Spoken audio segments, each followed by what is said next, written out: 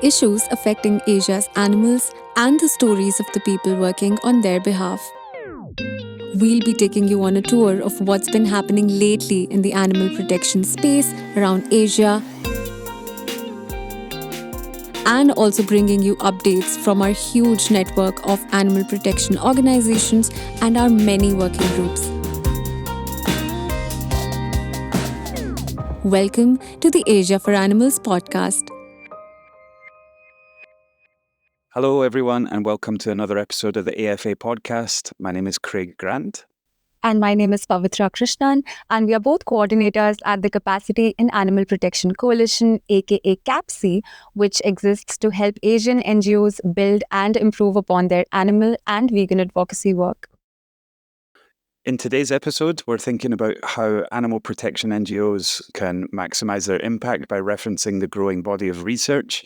And we are delighted to be joined by representatives of two of the leading research organizations in the space, Faunalytics and Good Growth. So from Good Growth in Hong Kong, we have with us Ella Wong.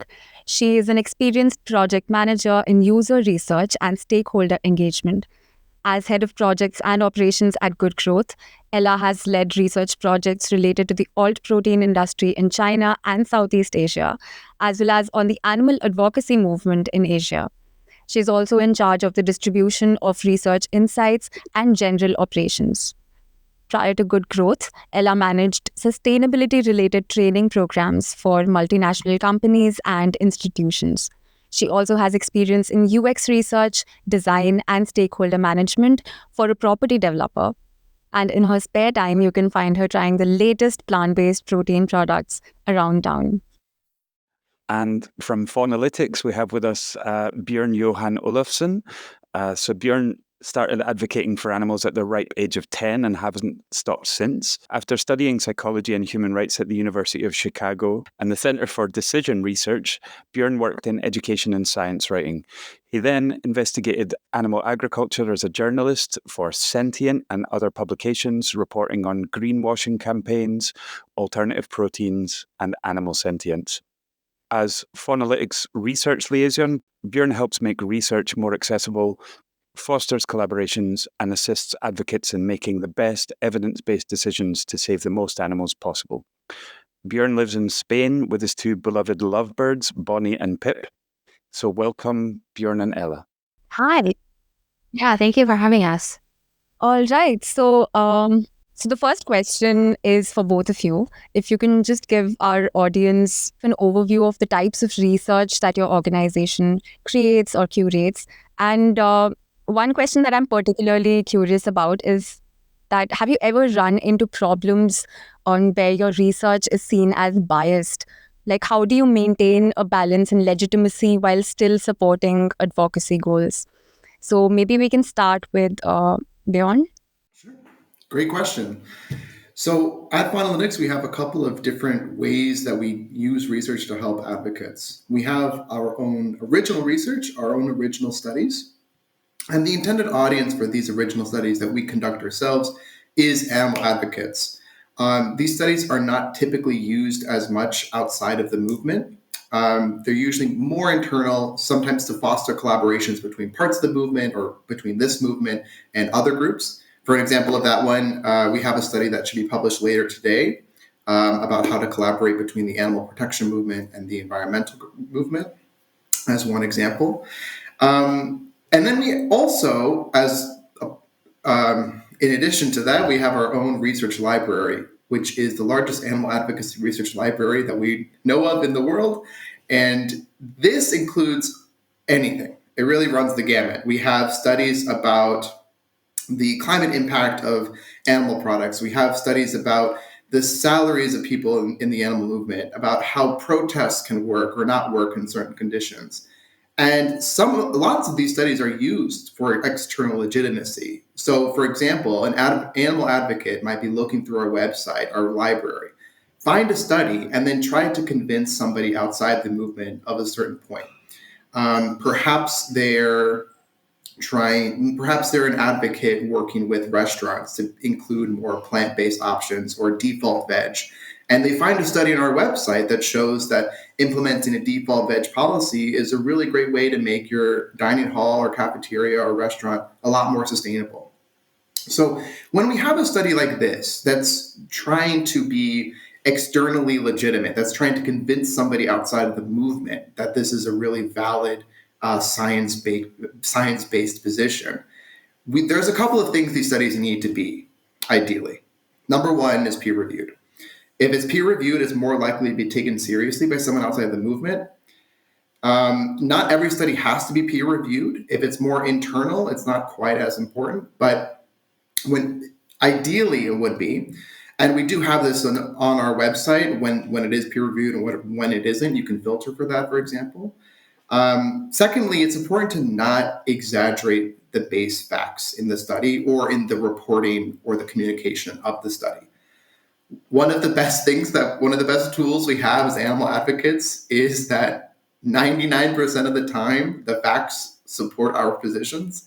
Not 100% of the time, but most of the time, the science, the data, the research does support that animals deserve better lives, or that they show legitimacy to whatever position we're trying to argue. So it's important not to go beyond that. If a number is a number, don't exaggerate it, don't over-report it. When you're trying to explain it, stick to the facts and what the science says. That adds a lot of legitimacy and makes it more likely that people will see us as unbiased advocates. Just talking about what's true and what's not true. So we do try to maintain this. One way to navigate this balance is to think about the audience of the research, right? If the audience is an animal advocate, we're not going to be seen as biased because, we're in the same movement. If the audience is somebody who's on the fence, we need to take that in mind. If the audience is somebody way outside the movement, if they're in a different social movement, these are all factors we need to consider. There is no golden rule, but thinking about the audience and the goal of the research that you're conducting can really help navigate that tricky boundary. Thanks, Björn. Ella, any thoughts?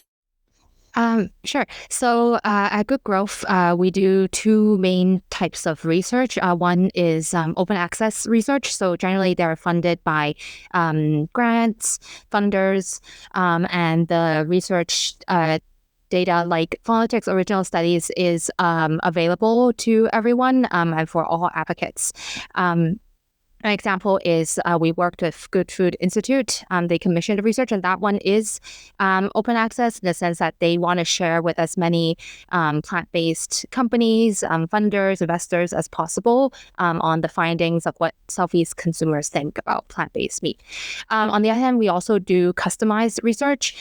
So we have worked with kind of international advocacy organizations, and we may be working with a few companies to look at certain markets and maybe come up with new ideas for how to do market entry, or it could be understanding the landscape of the market of the country before they enter. And those are generally just for their own kind of strategic planning. So those results are not shared. So we do these two types of research. And then earlier you asked about kind of how to avoid bias. And I think one important thing we definitely emphasize, especially in our consumer research, is the recruitment process. So unless you're doing a particular study only on vegetarians or vegans or animal lovers, we recruit from a general audience. So generally, if we have the funding, we work with agency. If not, we try as much as to not recruit from people who already align with our values, because then it really makes the results quite biased. And yeah, so we say we work with agency generally to recruit from a panel. And then on the other hand, it's also to consider the vast amount of resources that's out there already, which is like industry white papers, there's like government data. So those, you could also find data that could support your points, but then, it's not necessarily animal advocacy research per se. Yeah, absolutely. Thank you both for that. I want to kind of hone in on something that you kind of mentioned here is like, we know that using legitimacy to aid research is really important for organizations. And Ella, you just mentioned that sometimes research can be commissioned by larger INGOs with more resources. Like, something that we are interested in doing at the Capacity and Animal Protection Coalition is helping grassroots organizations develop that kind of research mindset that maybe bigger groups have.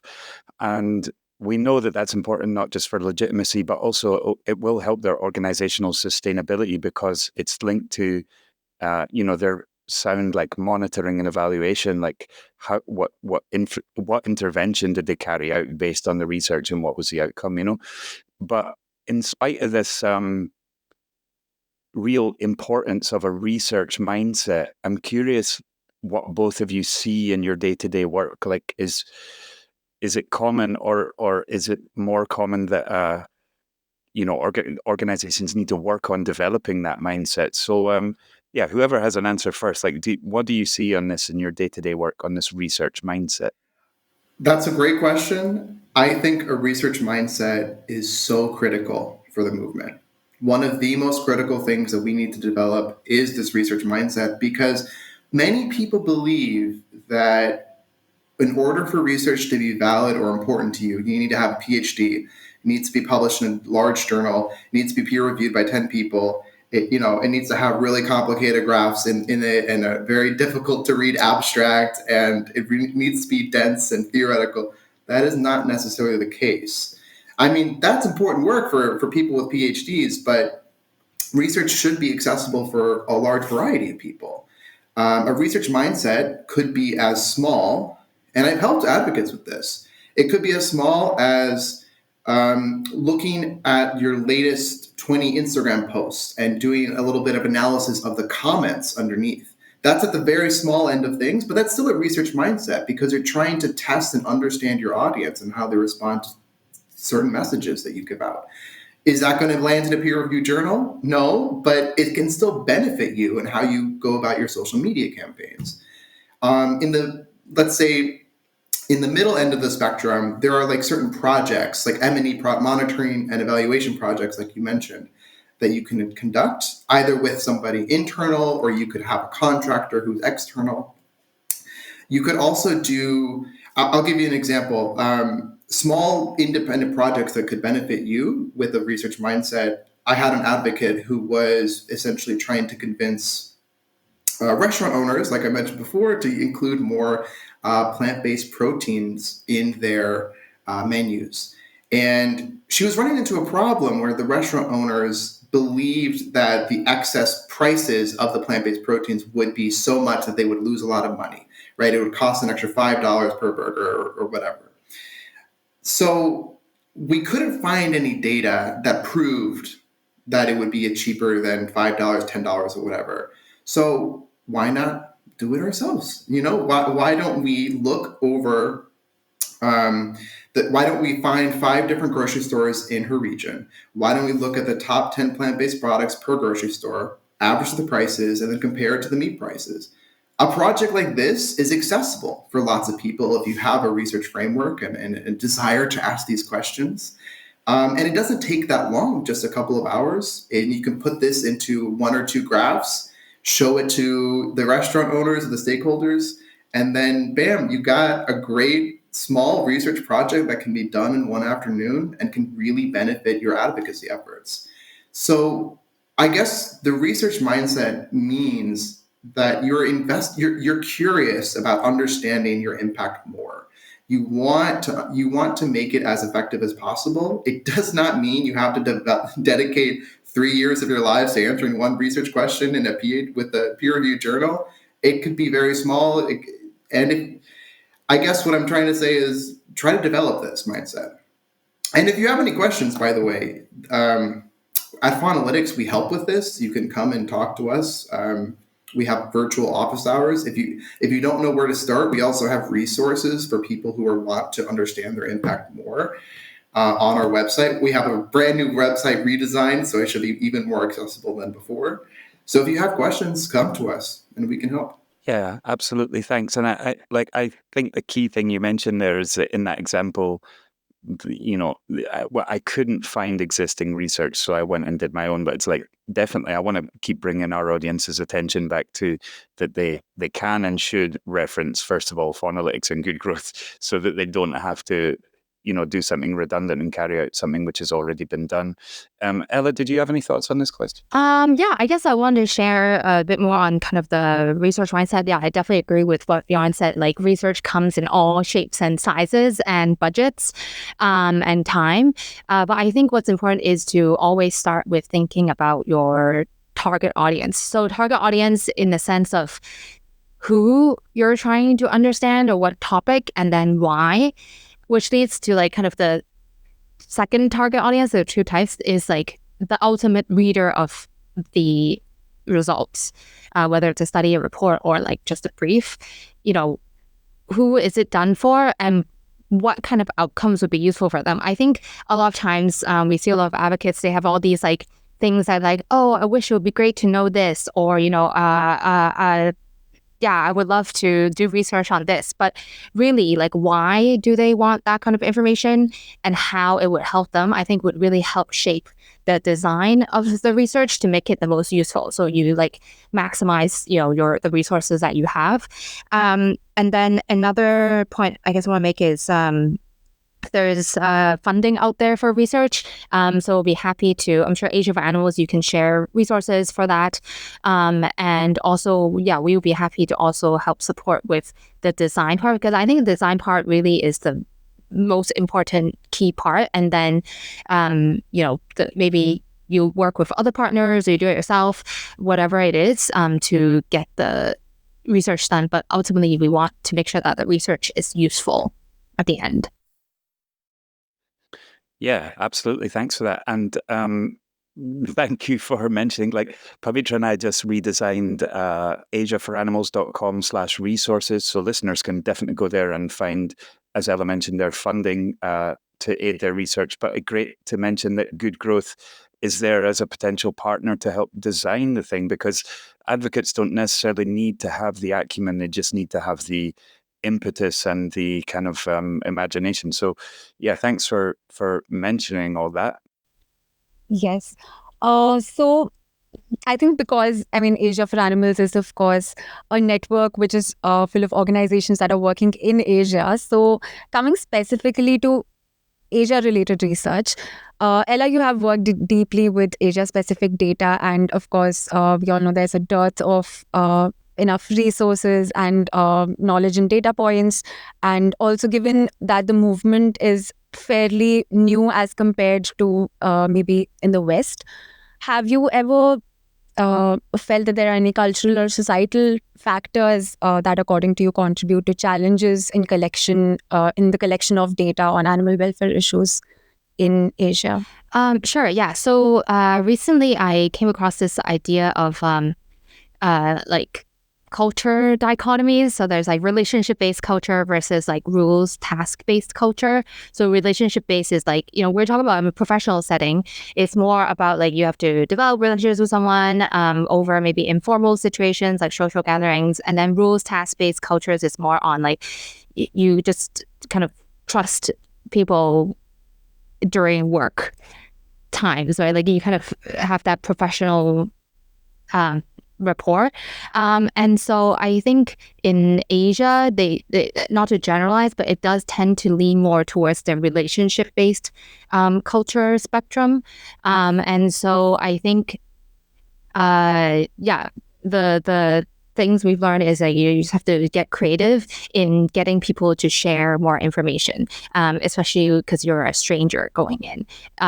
So if we're talking about consumer interviews, like let's say we do focus groups, in our China study, we've used buddy recruitment system where, so we still work with an agency to find a particular segment of people, but then we find one person and then ask them to recruit their friends or family, so that the focus group consists of people who are not strangers, but they know each other. They have a rapport and they're more willing to share their experience. Other avenues we haven't really explored, but I think could be useful is like, for example, the animal welfare is doing webinars with like farm or vet associations to kind of more understand the trends. There's a chance for also you to ask them more information, but you're leveraging kind of the reputation of the association or their connection to get to these people. And then another one that we're looking to explore is how to talk to corporates or kind of bigger institutions, is to use research as a way in. So instead of going in straight away as a cold connection, be like, you should do this, or like, have you considered doing this, is to go in and say, hey, we're trying to learn about what your attitudes are towards, maybe plant-based diet change or something, like using research as a way, as a leverage, and then hopefully building that connection, and then later you can like do the actual persuasion work. So these are some things we've learned. And then in terms of just generally, I think there's if there is still information out there for some countries might be more sensitive to access that kind of local government information, or sometimes it's just less accessible. So in certain countries, like the reports on, let's say, animal statistics might be in one PDF, which is like 200 pages long, instead of a downloadable database. So there's also an access issue there. Thanks a lot. Yeah, that's pretty insightful. Björn, do you have any experience of working, as a research liaison, I'm sure you've worked with organizations from very different countries. So have you felt this challenge in accessing information or any other issues when working with organizations in Asia? Great question. In general, the access to data that Ella just talked about can be a very important issue, and it varies country to country. I don't think it's definitely true that, in the West, it's always great access, and, in Asia, it's always poor access. That's I think, very oversimplified.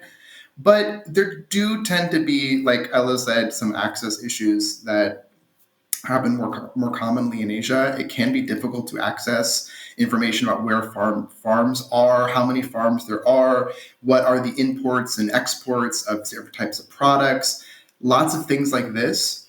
So in my work with researchers or advocates in Asia, I think there's a big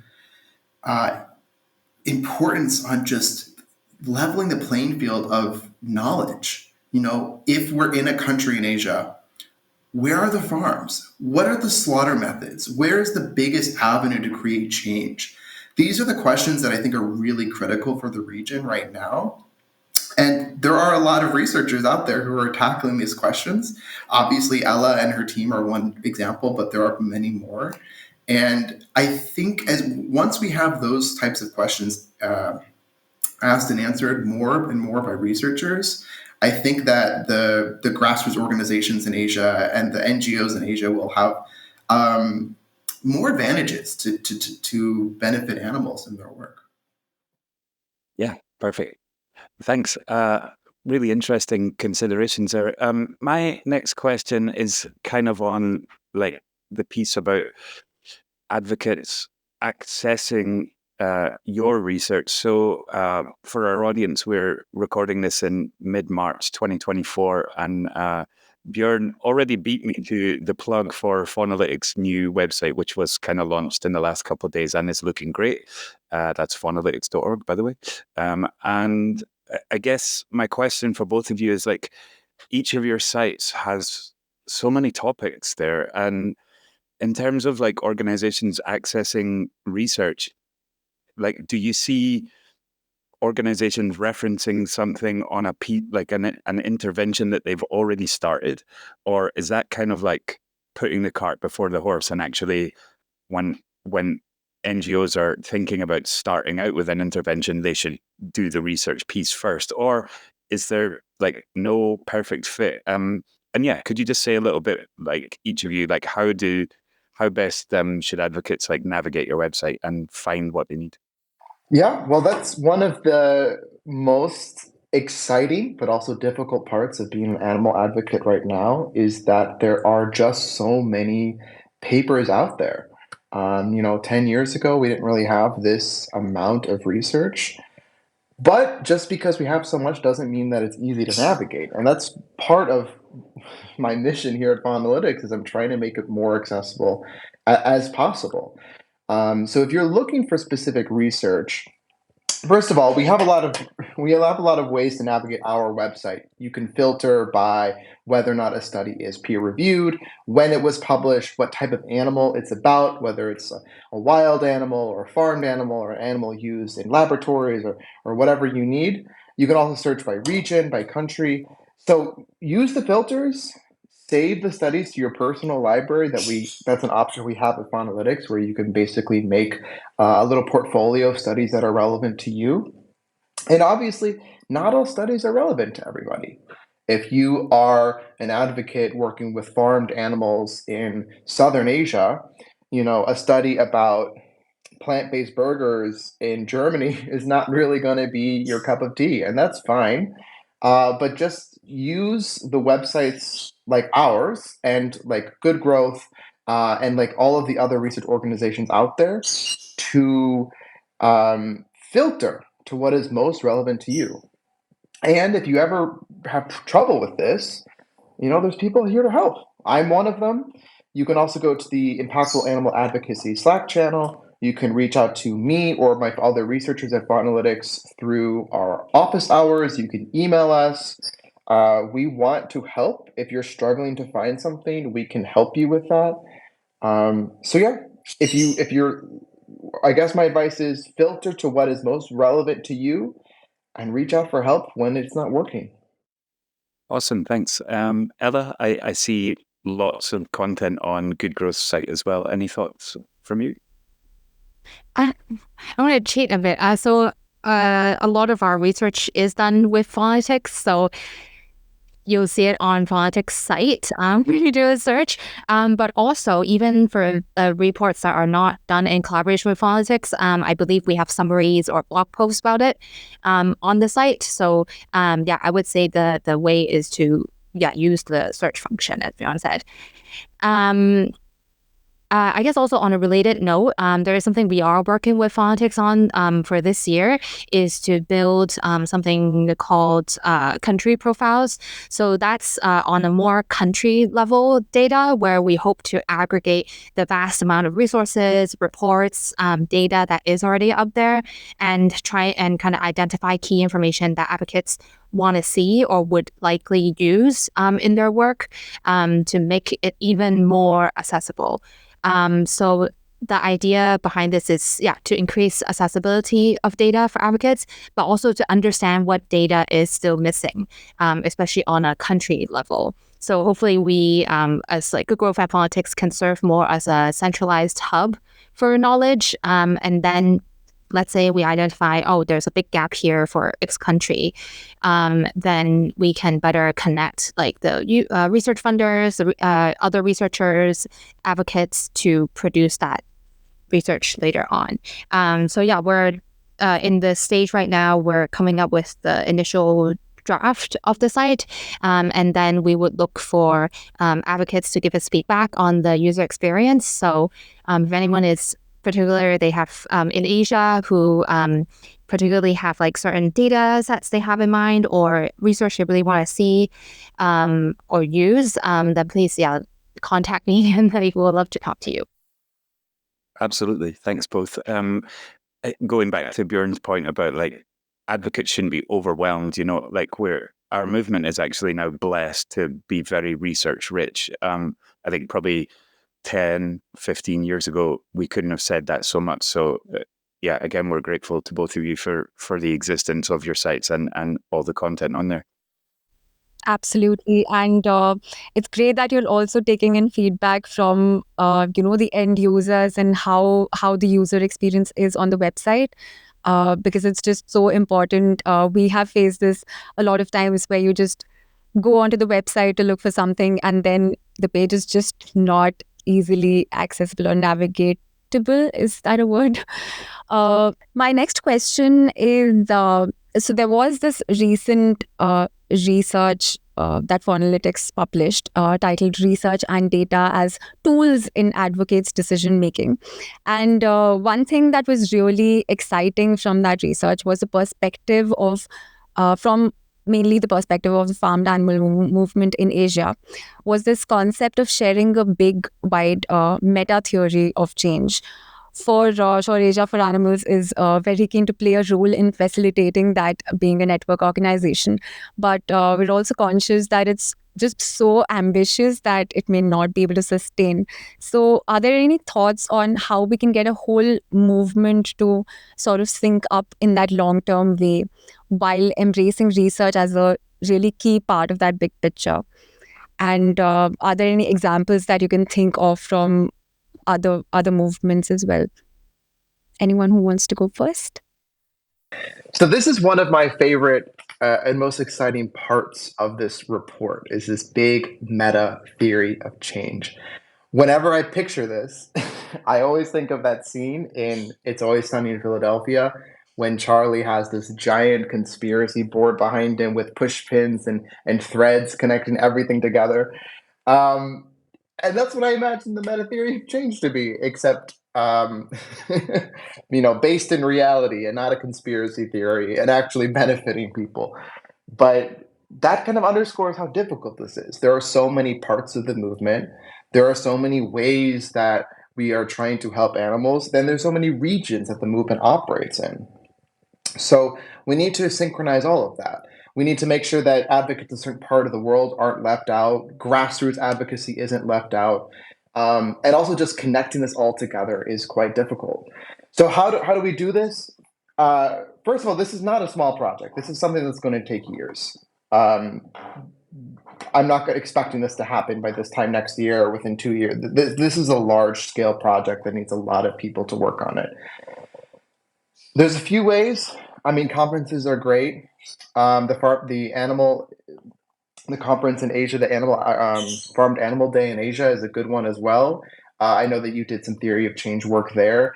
AVA conferences are also great, where we can just kind of have everybody in the room who might have some contributions and then put their thoughts together. And then there's other organizations that are working on this. So ACE, Animal Charity Evaluators, creates theories of change for their recommended charities, for example. Rethink Priorities is working on stuff like this as well, another research organization. So all we need to do is put these efforts together through more collaboration. I know that's not easier said than done. I know.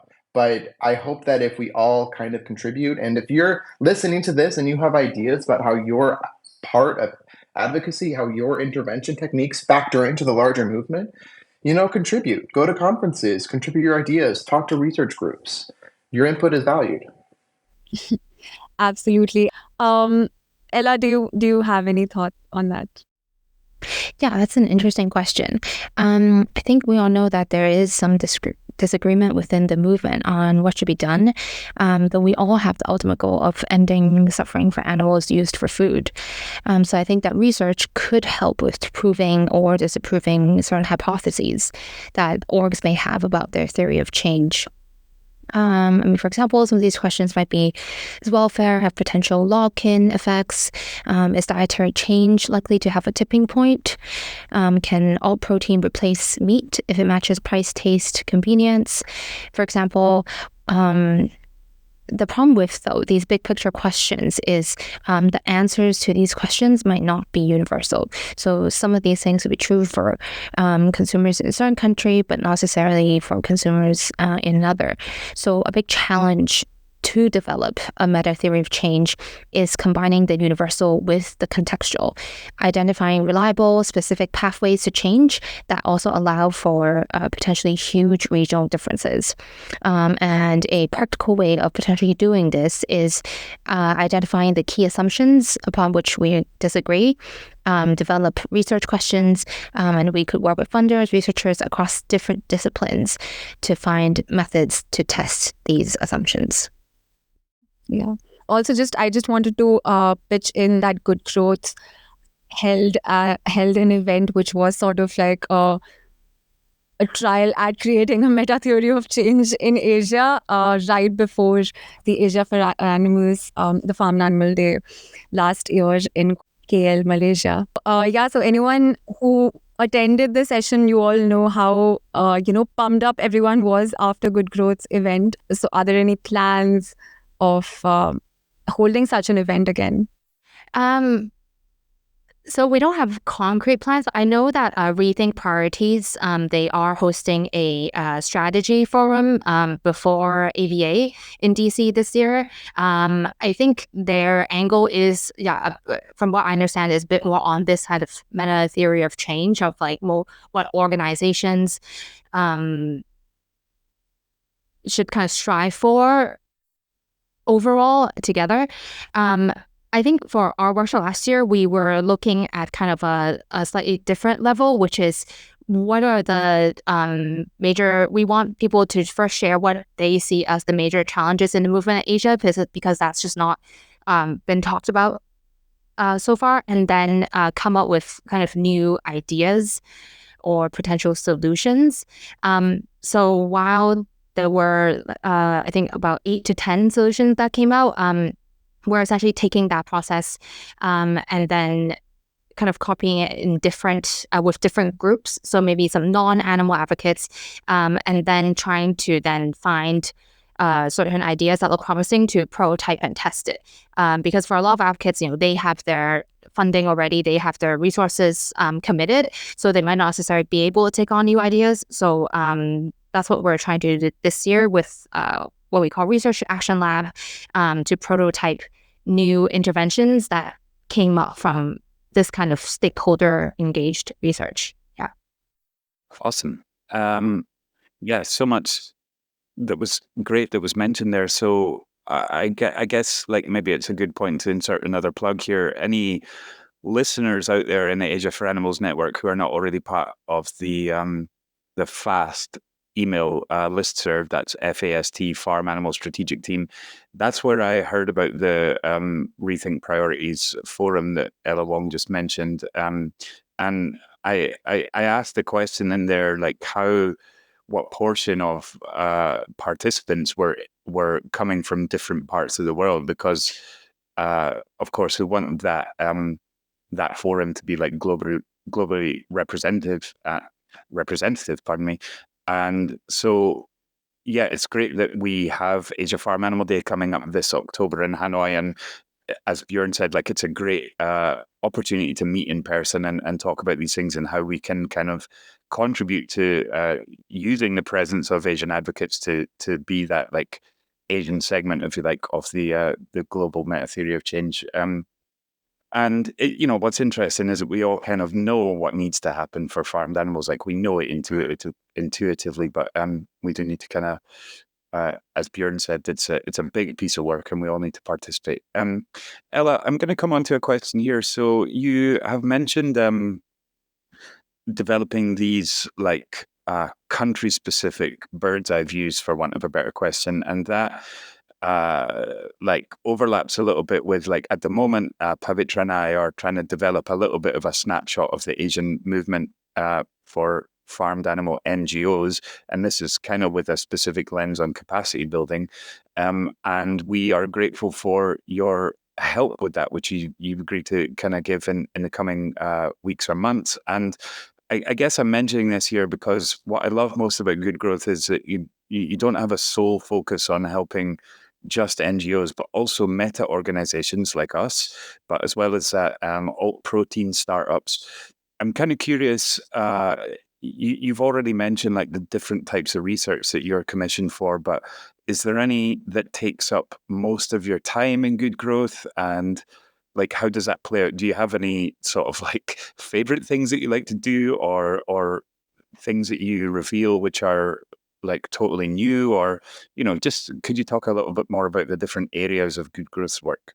Sure. Yeah. So so our team is very small. It's me, the founder Jiaying, and then we have our researcher Jack. We're full time, and then we work with essentially a network of local researchers in the field. So based on the project needs, we can recruit them and kind of use their expertise. And with local researchers, also with agencies to help us with the recruitment, as we said, if it's a consumer research. I think the reports that take up most of the time it depends actually on the research methods that we use. So if it's a more complex mixed methods research, where, for example, the one we did with GFI, that one we started with desktop research to kind of understand the landscape of the country, the plant-based scene there. And then also we looked at like how products were positioned in the country. So we went to grocery stores to look at how meat products packaged themselves, what they wrote on the packaging, what plant-based products did, to kind of just understand where what the messaging already looked like in these countries. And then we did focus groups to understand things that we might need to know to design the quantitative survey, because there might be a lot of assumptions that we have of, for example, why people want to reduce meat or why people want to eat plant-based meat. That we would then, because for a quantitative survey, you are limited by usually you give people choices, right? So there's a lot of assumptions going in, and if you don't understand the local kind of culture or context enough, then you might design the wrong responses for them. So for example, we've learned previously that if you write pescatarian or pescatarian or flexitarian, even if you explain it, people don't really understand what that means. Or they might think like, oh, if I have religious restrictions, it means I am like flexitarian because I like don't eat certain types of meat. Like so these things really help really take a while to get to. So I guess these projects, in short, mixed methods research takes up the most time. And then personally, I think really ultimately, like for us, the research that we enjoy the most doing is research that is then being used, which is why we are working on things like research to action lab, or we also do certain things like we help organizations or companies look into what market to enter. So kind of more helping with strategic decision making is something that we have worked on, and we're looking to do this year as well.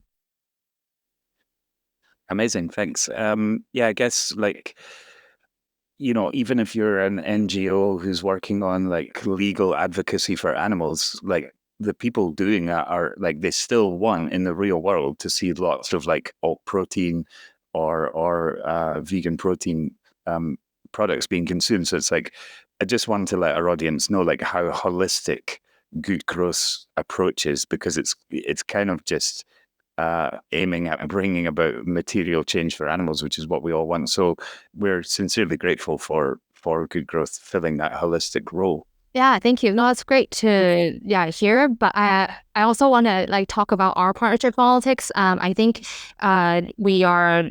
So this year we've collaborated with them a lot more closely because we think they have the is a comparative advantage of having the expertise, a lot more experience than us. So they've been around for 20 plus years. And also the resources to do the kind of before and after part of research, as we call it. So like the fundraising part, the engaging stakeholders to decide what research topics are the most important. So they have a prioritization process. And then we essentially are the research runners to conduct the research. And then the dissemination part, people like Björn, and then our projects that we might do, like country profiles. So those, I think, we definitely see a lot of synergy that can happen. And hopefully, we can kind of make the most use of our limited resources together, to produce impactful research. So relatedly, at Faunalytics, we always try to keep in mind the different audiences for our work. We have a primary audience of animal advocates, which I'm assuming is many people listening to this. But there's a lot of other people who would benefit, just like Ella said. A plant-based meat company would benefit. An environmental group would benefit. A food justice group would benefit. So we always try to center animal advocates in our work, while also making sure that the papers would be accessible to somebody who wouldn't call themselves an animal advocate, but whose work would probably or possibly benefit animals on the side as well. So I think it's important to keep in mind that different forms of advocacy overlap. I think it's wrong to just assume that advocacy movements should be operating independently of each other, because the intersection of animal cruelty and human cruelty is real, and we should address that in our work by trying to foster this collaboration as much as we can. One of our most recent papers, I believe it comes out the day that this is going to air, is about more collaboration between the animal groups and the environmental movement. That was written by my colleague Connie, and she found that environmental groups are actually quite open to working with animal protection movement. And she identifies several ways that this can come about. So if you're curious about this, go to our website right now. It should be uploaded, and check it out. Yeah, hopefully it's a start or like an example to work with more organizations in the future. Yeah. Thanks, Ella. Thanks, Björn. That was very helpful. All right. So for the next question, I'm going to go back to the Faunalytics research that we just spoke about how advocates use research. So it kind of presented a bit of a paradox. The research mentions how on one hand, advocates say that they would rather not carry out the work themselves. That points to the need for organizations like Good Growth, Faunalytics, and even more to play that important role. On the other hand, it also mentions that research is kind of lacking in Asia. So does this combine to point towards somehow expanding both of your organizations? Are there any plans or challenges in doing so? Maybe we can start with Björn. Well, I am not opposed to expanding our organization. If there's any funders out there, that's fine. We are okay. We are open for business. Send us some funding, and we will expand. But yeah, on a more serious note, the research did show that most animal advocates are consuming research in a relatively passive way. So, in other words, they're not really actively pursuing this. They're not actively Googling these questions on Google Scholar or reading abstracts. I know they're dense, so I understand why they're not doing this. But instead, they're more passive, listening to their colleagues when they have a research paper or monitoring a Slack channel, things like that. And while that's a great start, I do think that's a great start. I believe animal advocacy organizations should try to systematize how they interact with research. This doesn't have to mean hiring a full-time researcher. I know that that's not realistic for a lot of groups out there, but maybe every month, one person could take an hour or two and read up on the latest studies, or there could be some sort of group meeting where people talk about, for example, ACE's newsletter of recent animal advocacy studies that have come out in the previous month, or every quarter a person at an organization could reach out to researchers and ask some questions, either over email or over a call. I know at Faunalytics we're very open to that, and at Good Growth they are as well. And most research organizations would be happy to chat about what the research says. So at the same time, I'm not going to say that all of this work should be put on the shoulders of animal advocates. Researchers as well should be trying to prioritize dissemination. They should make the research easily understandable within the movement. There's a million ways to do this, and a lot of groups are doing this very well already, including Good Growth, who is very good with their research to action pipeline, for example. There's also webinars that you can do, posting in impactful animal advocacy. If you're EA oriented, on the EA forum, for example, the FAST list is a great place to do it as well. But just sending something out into the ether might not be enough. Try to engage, try to start a conversation. If you're a researcher out there, send out your study, engage with comments, try to talk about the implications of the study with advocates. So yeah, we do need more accessible research, and we do need more active consumption of research. So I think we need to we need to tackle this from both sides. If you're listening to this and you're an advocate, or you're listening to this and you're a researcher, I think you can play a part in this knowledge dissemination, in the accessibility of research. Because at the end of the day, without research and data to guide us, we're just, we're blind to what might come, and we don't know what interventions are going to work, and we don't know where the movement is going. So this is really critical. Absolutely. Thanks, Bjorn. You've touched some really important points, especially the one on dissemination, because a lot of times we keep, churning out research and then it just goes into this void where people are unable to access it. So definitely a lot more focus on dissemination is the need of the hour. Ella, your thoughts about it, maybe on growing good growth. Also, if you're aware of any other sort of models that, that research organizations can look like this, are there any ways that you want to expand in a different direction in the future? Yeah. So I think two things. One is going back to kind of our new project with Faunalytics, the country profiles. So that one we're hoping to make research and data even more accessible, and also from the advocate's perspective. So kind of highlighting maybe key data that they find useful, that they would like to use and quote. And if there isn't, then seeing that, that there is a gap for that kind of research to be done. And then secondly is, I think in terms of our expansion or any other, or if you think about in general, how do we get more research produced? I think we want to think about more creatively and flexibly, in the sense that, to be honest, I don't really want to see good growth or like I don't think we need to be like a huge organization. I think what we want is a flexible network of researchers who can support with different kinds of research, and maybe we as a bigger core team would then support with the design, as I said earlier, and then work with Faunalytics or other orgs to do with the dissemination. And so I would encourage NGOs to think kind of more creatively about how they could get research done. So it could be working with academics. It could be working with university. There are a lot of like student groups that are willing to do maybe like free consulting projects, and also working with orgs like us, like you guys, to find the funding to then work with kind of independent researchers. So there's a lot of them out there, and we're happy to connect, and maybe just brainstorming, but if we can help with connecting. There is a big group called Recap on Slack, where it's a bunch of researchers who are interested in this topic. Some of them do work in this full time, some of them don't. They just want to be more involved.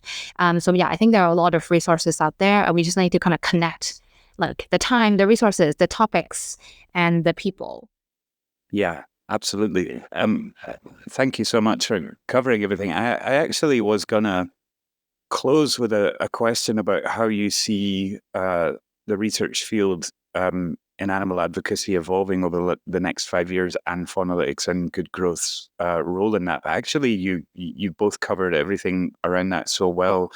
I guess I want to close here with another bit of a plug that, with respect to farmed animal welfare and diet change, which is Pavitra and I's field of interest, and Ella's, but we've got Asia Farm Animal Day coming up in Hanoi this October 9th to 11th.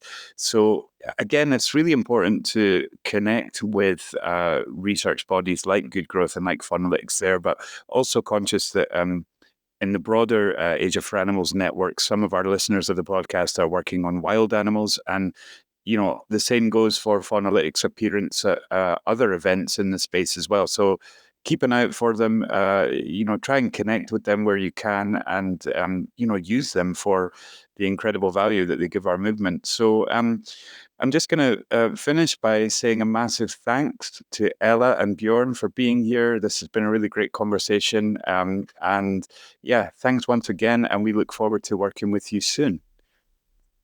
Yeah, thank you so much for having me. I want to say, if any groups want to, because I understand like sometimes PDF reports, even with a summary, is a lot to digest. So, if you want to talk through some of the results, maybe how it's relevant to your campaigns or work, I'm happy to chat.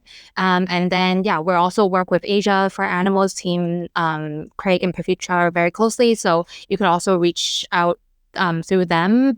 We're reachable. You can find more about us at goodgrowth.io. Well, thank you so much for having me. I'm really honored to be here. And if anybody's listening and you're curious about how Faunalytics could help you, just go to our website. You can contact us, or you can email me directly with questions you have about how to use research in your advocacy. Fantastic. Thank you once again, Björn. Thank you, Ella. And we'll see you guys soon. Yeah, thank you. Thank you. Bye-bye.